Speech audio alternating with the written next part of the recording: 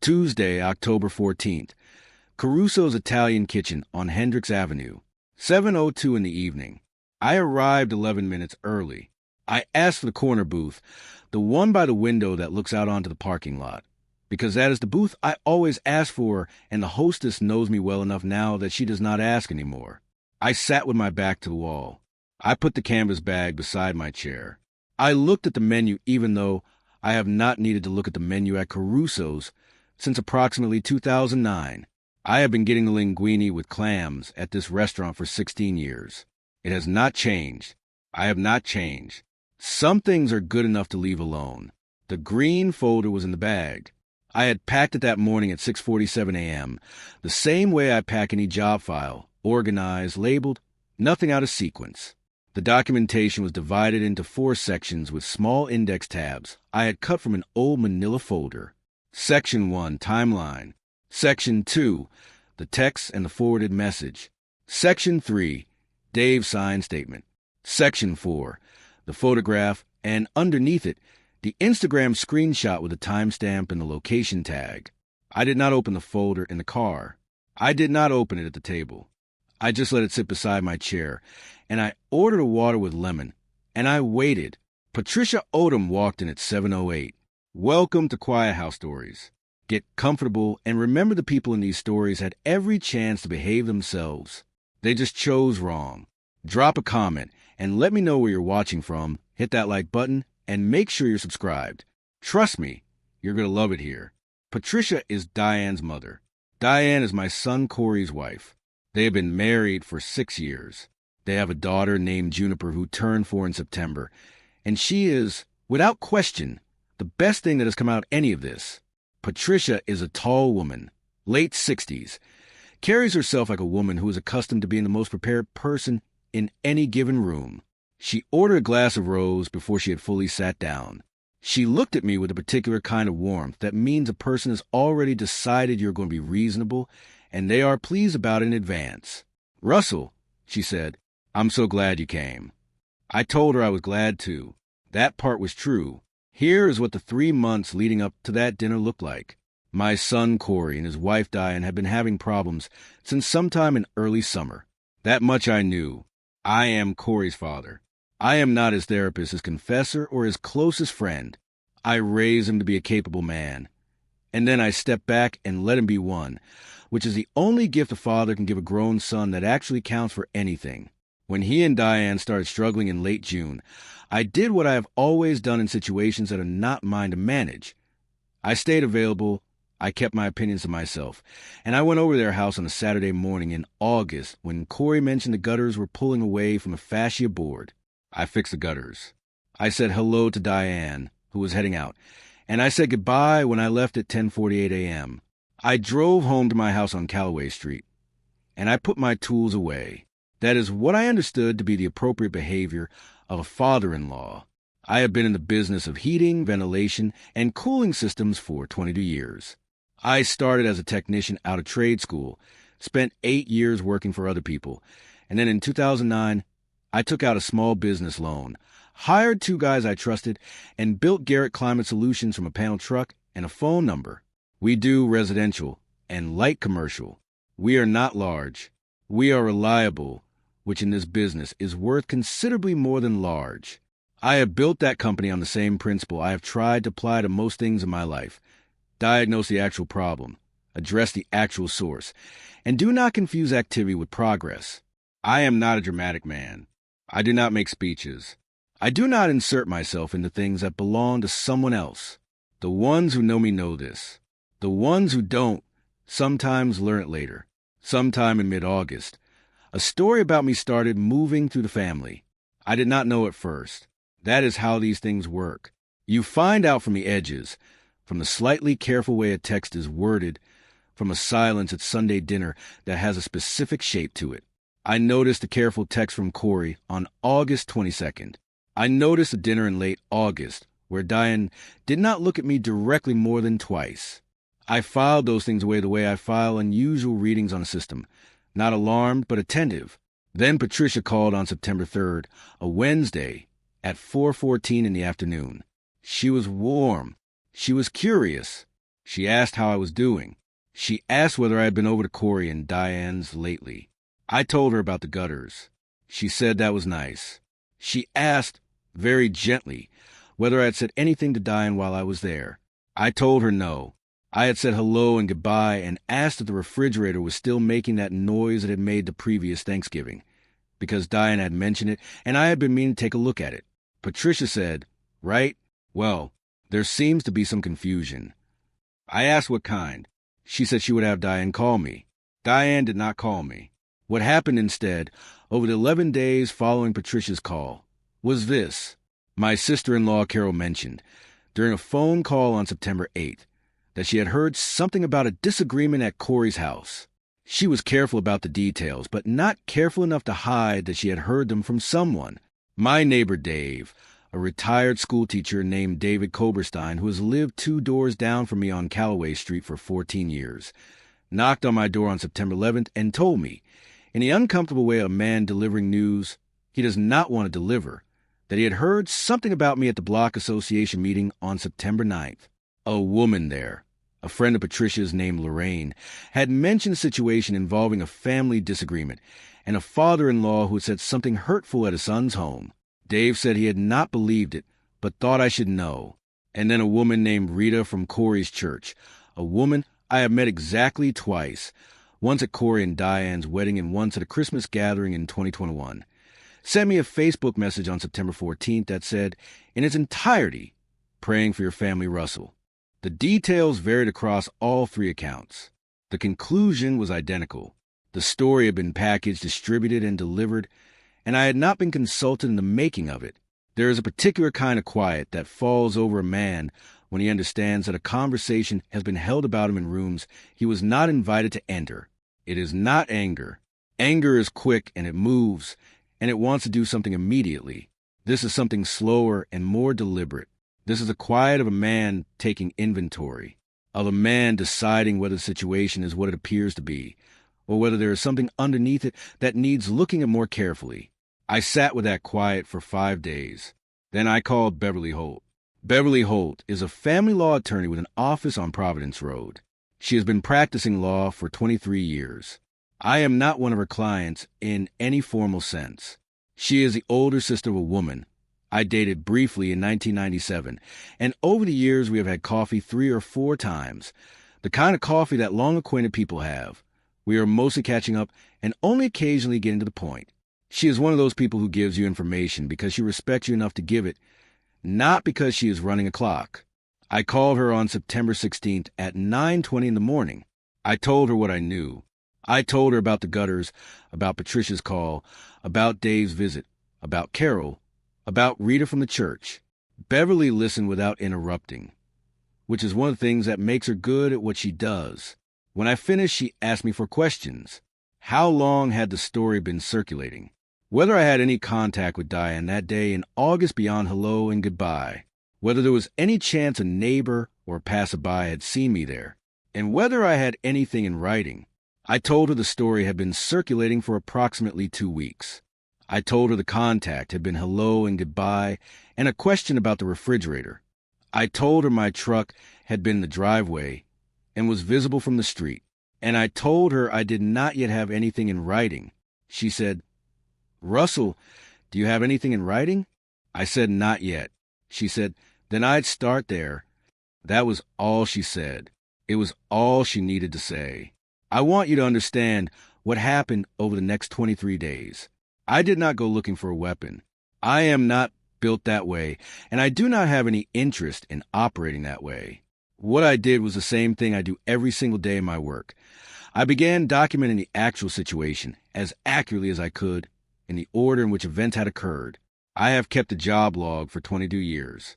Every service call, every diagnostic, every conversation with a homeowner about what was wrong with their system and what it was going to take to correct it. I write it down in a handwriting that one of my technicians, a young guy named Marcus, who has worked for me for 4 years, once told me was the clearest print he had ever seen on a person who was not a draftsman. I told him I learned it from a draftsman, a man named Leonard who worked out of our shop when I was 23 years old and who told me on my 3rd day that if you have to write it down, and you always have to write it down. Write it so the next person can read it without calling you to ask what it says. I have not forgotten that. I do not expect to. I documented the timeline first. September 3rd, Patricia's call. 4:14 p.m. September 8th, Carol's call. September 9th, Block Association meeting where Lorraine spoke. September 11th, Dave's visit to my door. September 14th, Rita's Facebook message. Each entry had a date, a time where I had won, a name, and a specific description of what was said. Then I documented the photograph. I have a habit, when I arrive at a residential job, of taking a quick photograph of the site before I start work. The condition of the gutters, the roof line, the area I am about to work on. This is not formal policy. It is the habit of a man who has been on the receiving end of a homeowner dispute exactly twice in 22 years and has not had a third one. On the Saturday in August, when I went to Corey and Diane's house, I had taken that photograph at 8:04 a.m.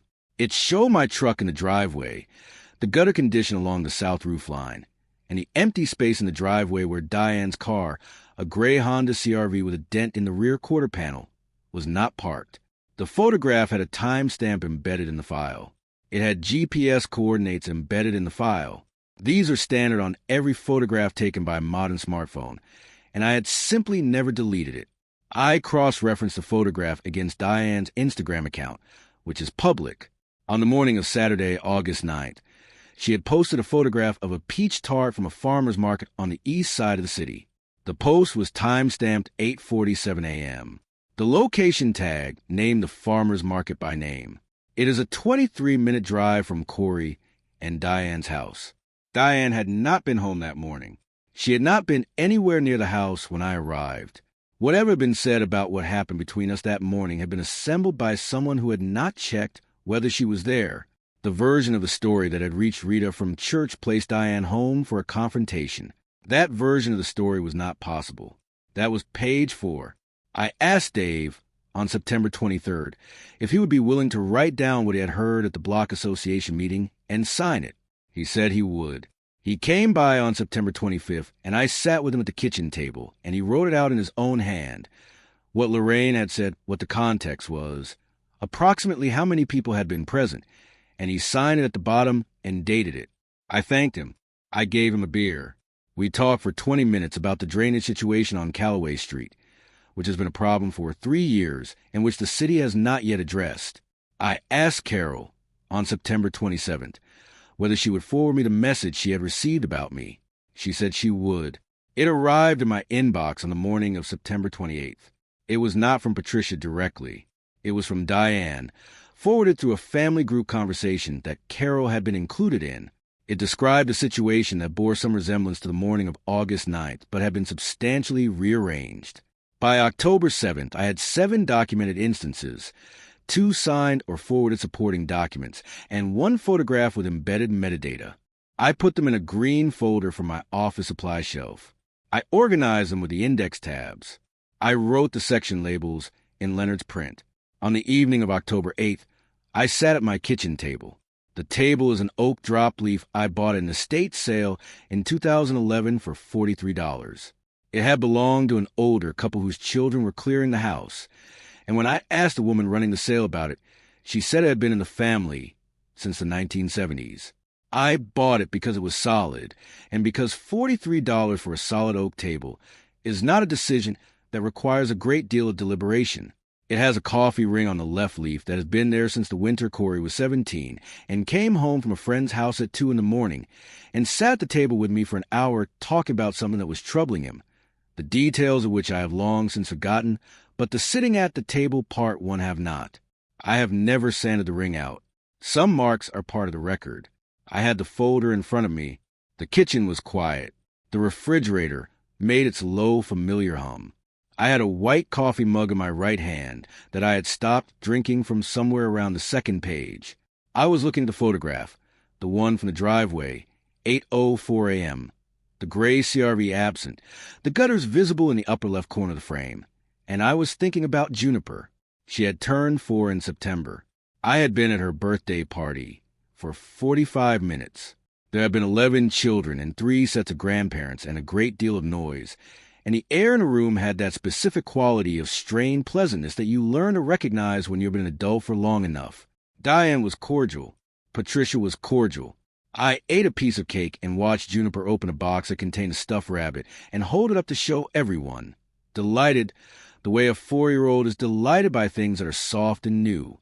When I left, I crouched down and said goodbye to her, and she put both arms around my neck and asked if I was coming back soon. I told her yes. I meant it. I still mean it. I set the white coffee mug down on the table, next to the coffee ring that has been there since Corey was 17. I thought about Leonard. I thought about Juniper. I thought about what it means to let something go uncorrected and what it means to correct it, and whether those two things always look as different as people assume. I stacked the pages in order. I put them in the folder. I closed the folder. I went to bed at 10:31 p.m. The following morning, I called Patricia and suggested dinner. She suggested Caruso's, which I had expected, because Caruso's is where Patricia Odom suggests when she wants to comfort a room she considers hers. I had been going to Caruso's for 16 years, and I did not mind. I told her Tuesday the 14th worked. She said she was looking forward to it. Over the 6 days between that phone call and the dinner, I went about my ordinary life.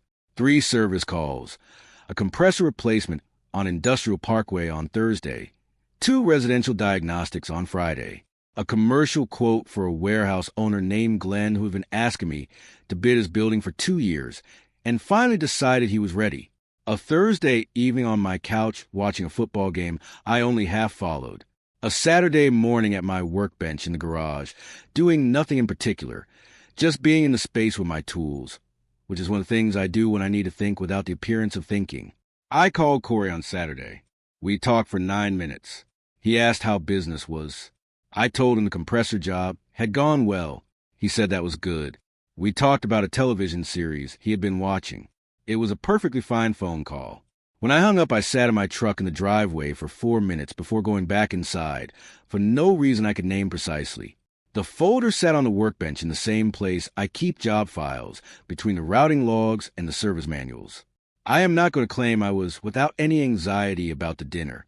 I am 44 years old, and I have been having difficult conversations for 44 years, and they do not get comfortable with repetition. Not entirely. What I will tell you is that the anxiety I had was clean.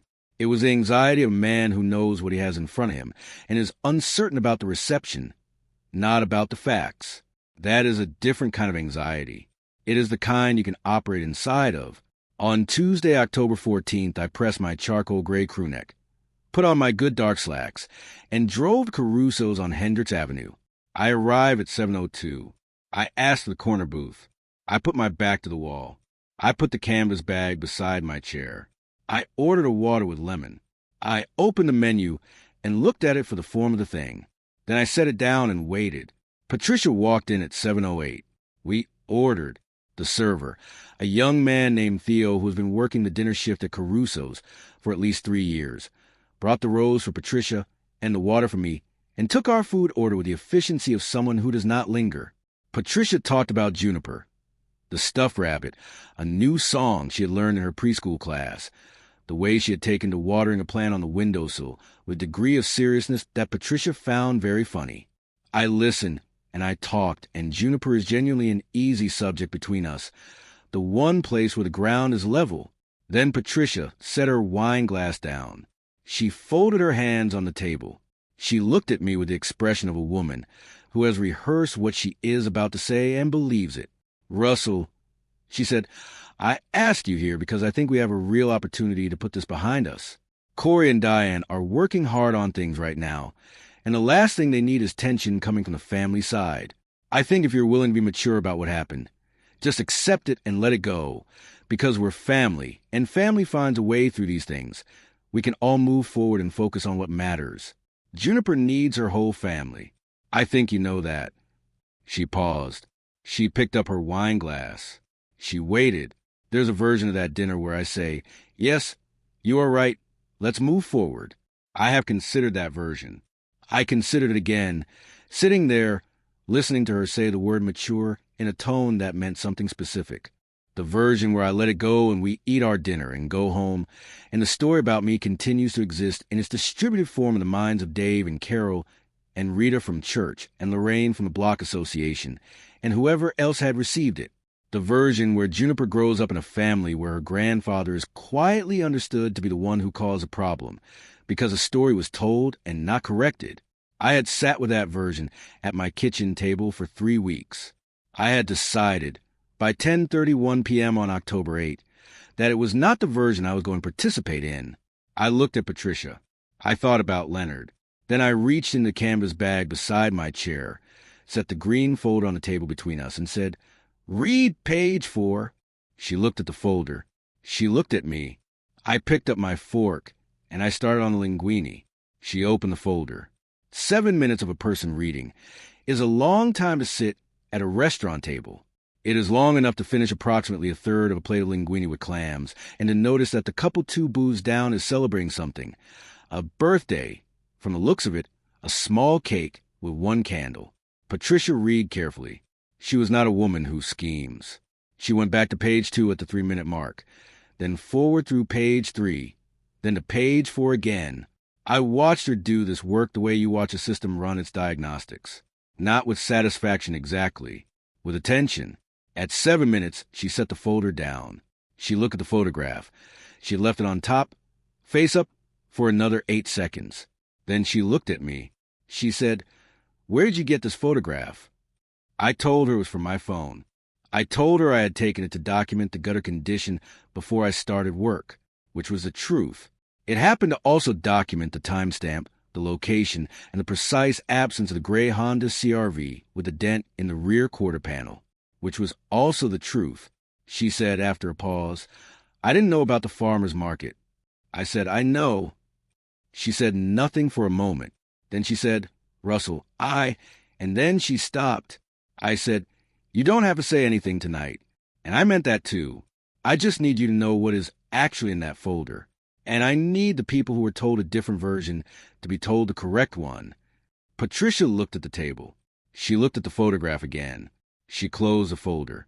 She pushed it an inch back toward me, gently, not dismissively.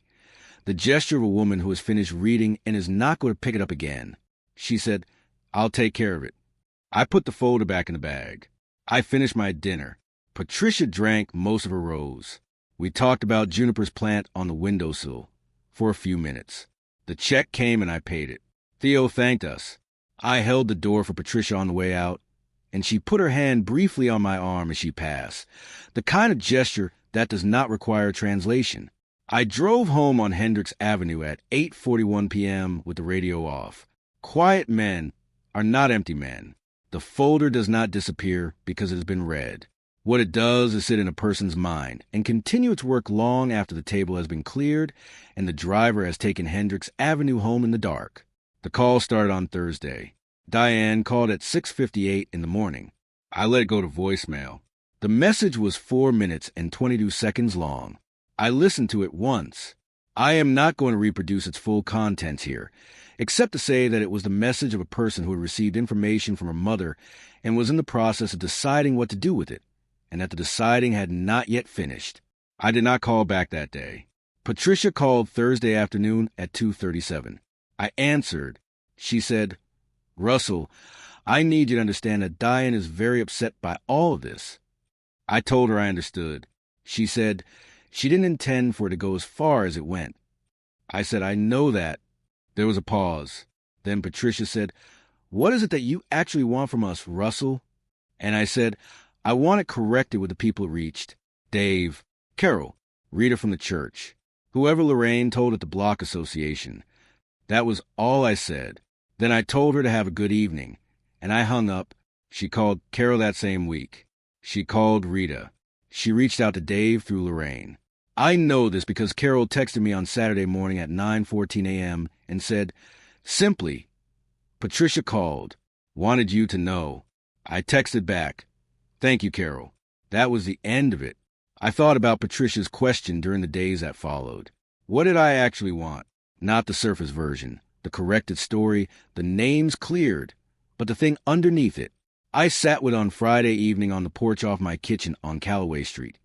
In the chair I have been sitting in on that porch since I bought the house in 2006, and I try to answer it honestly. I thought about Patricia, why she had told the story. She loves Diane. That is not a complicated thing, and it is not a criticism. When a daughter is struggling in her marriage, a mother looks for explanations that place the source of the struggle outside the daughter, because that is what love does. It protects. And sometimes protection means finding a narrative that makes the problem someone else's fault. I was available. I had been at the house. I had the shape of the right kind of explanation. And the thing about a story that explains something people are anxious to have explained is that nobody checks the timestamps. Nobody asks whether the car was in the driveway. Nobody pulls up the Instagram post from the farmer's market on the east side of the city. Nobody except the man who documents every job before he starts it. Because Leonard told him 21 years ago, Patricia had not built a deliberate lie. I am confident of that. She had assembled a conclusion from the story her daughter had given her, accepted it without asking the questions that might have corrected it, and then distributed it to the people in her orbit, because that is what families do with their conclusions. The mechanism was ordinary. The damage was real. And the difference between a deliberate lie and a carelessly distributed one is worth understanding, but does not change the arithmetic of what needs to be corrected. Corey called on a Sunday 3 weeks after the dinner. It was the longest phone call we had had in at least 2 years. He did not apologize on Diane's behalf, and I did not ask him to. He said twice that he should have called sooner. The second time he said it, I told him I understood, and I do, and I meant it. We talked for 41 minutes. At the end, he said, "Dad, I'm sorry this got to where it got to." I said, "We're fine, and we are. We are not what we were before the summer. Not entirely. There's a small recalibration that happens between two people after something like this, a settling into a slightly different arrangement. But the arrangement is one I can live with, and I believe he can too. It is mid-February now. For months since Caruso's. I was at Corey and Diane's house 2 Sundays ago for a pot roast and cornbread dinner. Diane cooked. The pot roast was good. Juniper sat on my knee for the better part of an hour after we ate and showed me a picture she had drawn at school. A horse, she said, with great certainty. The horse had 6 legs and what appeared to be a hat of some kind, and she had colored the legs 4 different colors. I told her it was the finest horse I had seen in quite some time. She seemed satisfied with that assessment.